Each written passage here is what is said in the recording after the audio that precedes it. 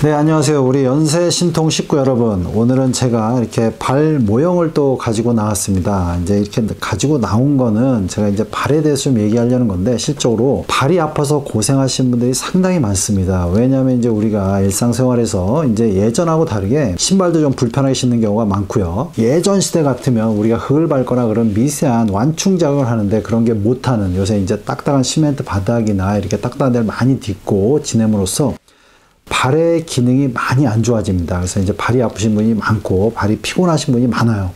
그럼 여러분들이 이걸 관리하셔야 되는데, 관리의 중점은 뭐냐? 바로 발바닥 근육입니다. 이 발바닥 근육, 우리가 이제 발바닥은 실제로 발가락 움직여서 다 있는데 이 근육을 여러분들이 관리를 안 해주기 때문에 발의 기능이 점점 떨어져서 많이 아프게 됩니다. 또 하나 중요한 건 뭐냐면, 발바닥만이 아니라 언제나 종아리 근육도 같이 관리해 주셔야 돼요.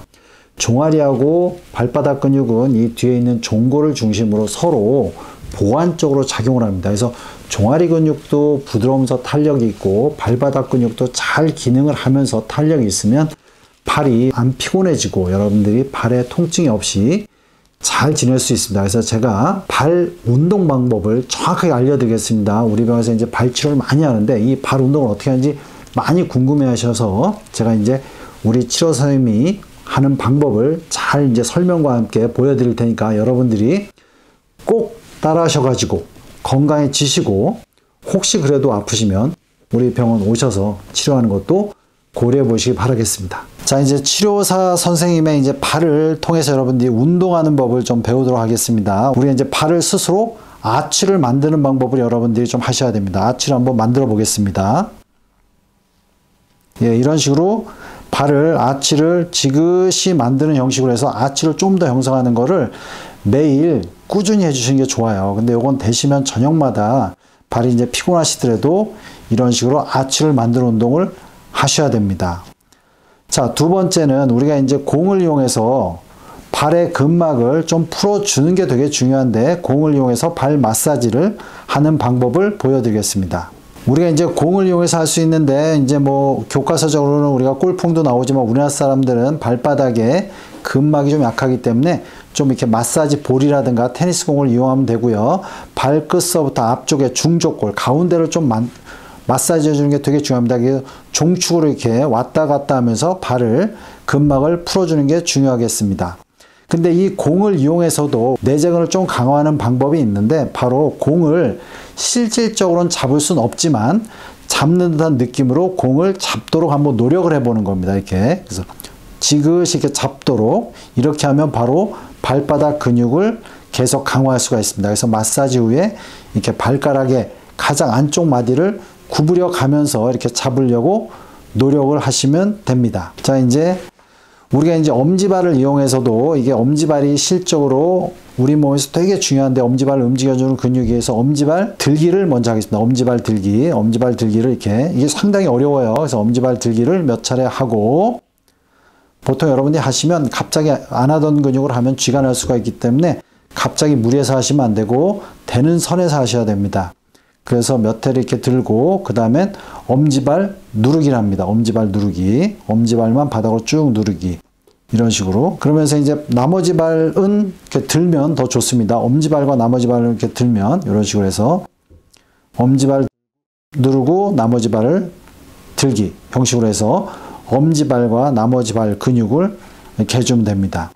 발가락 벌리기 운동, 이게 또 되게 중요합니다. 우리가 발가락을 벌리려면 각 발가락 사이에 있는 지관 근육이 스트레칭 되고, 그 다음에 양 발 옆에 있는 근육을 이용해서 발 전체적인 근육을 쓰는 이게 운동이기 때문에 발가락 벌리기 운동을 여러분이 또 할 수가 있습니다.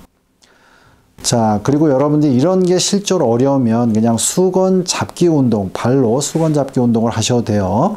자, 그리고 이 엄지발을 우리가 이제 발 안쪽으로 모아주는 엄지발 내전근의 기능이 되게 중요합니다. 엄지발 내전근 기능이 약해지면 실제로 무지외반증에도 영향을 주고, 또한 중족골이 아래로 내려가서 발바닥 앞쪽 아픈 거에 되게 영향을 많이 주기 때문에 엄지발 내전근 운동을 하려면 우리가 고무밴드를 이용해서 엄지발에, 양쪽 엄지발에다 고무밴드를 넣는데 가장 엄지발 안쪽까지 최대한 안쪽으로 넣어야 됩니다. 그래서 양쪽 발을 벌리면서 고무밴드를 양쪽 발로 당기는데 가능하면 엄지발이 두 번째 발에 모아지는 느낌으로 벌립니다. 그래서 엄지발이 안쪽으로 모아지는 엄지발이 가능하면 벌리면서 양쪽 발의 엄지발이 두 번째 발 쪽으로 가게끔 하는 형식으로 운동을 하면 엄지발 내전근 운동을 할 수가 있고 무지외반증과 중저골통증을 줄이는 데 도움이 될 수가 있습니다.